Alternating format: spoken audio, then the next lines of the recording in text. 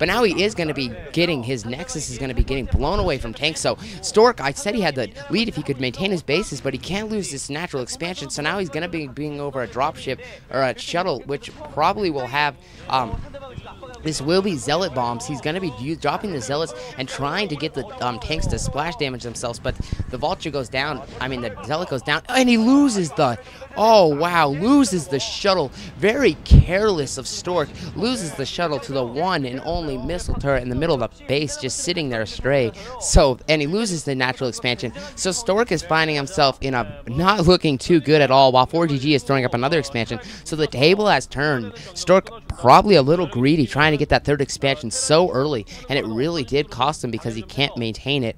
So now all his work to try to take the economic lead is kind of backfiring on him, I guess you could say. So he has a lot of goons, though. He does have a large army, so maybe he's going to attack here and see what he can do. Mines all over the field, but because Stork is so good with his goons and such good micro with the observers, mines will only slow them down. But it is nice, though, because while Stork is paying attention to these mines, the tanks will be blowing them away. So I like the play by FOrGG so far. So the observer barely out of the range of the missile turret. Wow. So now he will kill the missile turret in his base. So he's going to now he's going to try to pick off this barracks, but this barracks will get away barely. So he a little action in the top left expansion, the two probes do kill the SCV, so we might be seeing a play or another expansion. So right now, FOrGG has his main, a natural, and one more, while Stork has his main and one more, but trying to get his natural up and running again. I think he was, as I said before, but I'll say it again, I think he was a little greedy trying to get that expansion so early. It would have worked if FOrGG would not have scouted quite as soon, but FOrGG, being the great TVP player he is, definitely won that battle, I guess you could say. He read that perfectly and did exactly what he needed. So all these mines will be picked off, so no big deal there. So now these vultures, I'm interested to see if he's going to try to, he's just laying mines everywhere, these vultures, basically making this like an old school minefield. So definitely, I mean, I would love vultures, like, I'm sure the U.S. Army would love vultures. They could like lay a minefield in like 30 seconds. They would make great soldiers in the army. They're 2 minutes away. Put a minefield down. They could have a whole minefield down in like 30 seconds to a minute. So, especially like Boxer's Vulture Micro or something. I mean, geez, that's definitely an army idea. Anyway, so the shuttle is moving out. So Stork is going to try to come in the middle here. He might be going for some kind of flank. He's going to try to break this middle. He needs to get some kind of map control because he can't just let FOrGG maintain the middle, because FOrGG has quite a large army in the middle. So FOrGG doing a nice job at maintaining the middle. Bluestorm, the main maneuverability is through the middle. So a Reaver drop going down, and this Reaver barely gets picked back up. And nice, he's going to try to get some more SCV kills. And I feel he's going to be able to come around this other side and drop it again, but missile turrets are going to shoot the shuttle. So he's going to drop it behind, and the mine will... Oh, wow. So such quick reactions by Stork. Going to pick up the Reaver before that mine can explode. I feel that Stork really needs to... He's not doing too bad economically, but I feel he needs to get his middle up.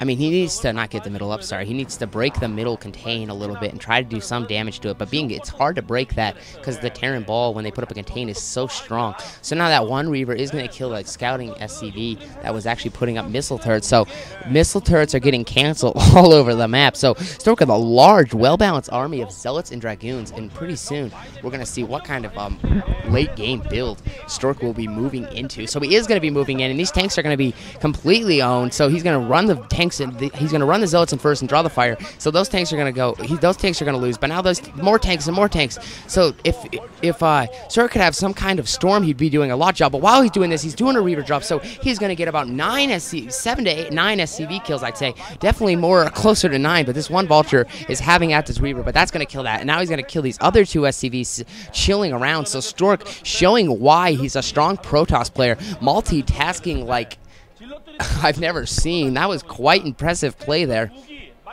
So now he will be moving. He's going to be moving back. So Stork doing a nice job of breaking the middle contain. While he was drawing fire in the middle, he was doing a reaver drop. So definitely smart play. He's going to continue to lay out these mines. FOrGG trying to lay these mines to drop, buy himself a little more time, trying to hold this middle.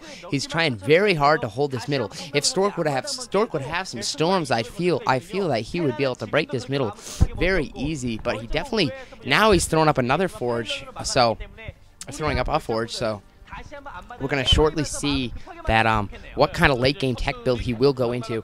And now Stork has taken the top left expansion. Sorry if I missed that. I think my screensaver popped up and I think I missed that he was getting the top left expansion. So I apologize for that. So there's a picture of FOrGG. FOrGG is such a strong Terran player. Maybe the underdog in the MSL finals, but he did not play like an underdog. And now a beautiful concave shape from these Dragoons. And these Dragoons are going to come in, and there's not enough tanks for these Dragoons. And now these Vultures are going to be forced to abort their mission.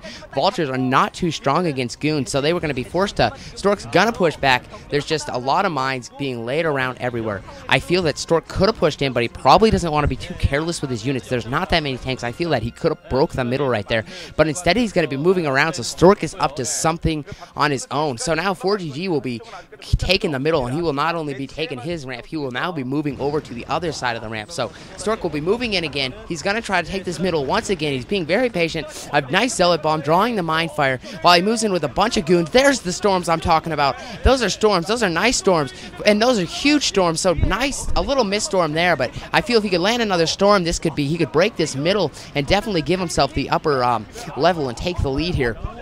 There's just too many goons. These tanks are going to go down. Storms everywhere, but I know he could have landed those storms a little better, but still, that was a big help in this. So now he has about a unit control of Dragoons, and he's broken the middle. So Stork looks to be in a good situation here.